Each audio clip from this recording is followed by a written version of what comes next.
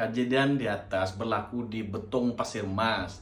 Dua orang ini tengah mencuri sebuah kereta. Jadi, ngam-ngam kawan kepada pemilik kereta yang dicuri itu ngam-ngam dia nampak kejadian ini. Jadi apalagi dia kejar kawan-kawan kepada pemilik kenderaan yang kena curi itu. Mereka kejarlah.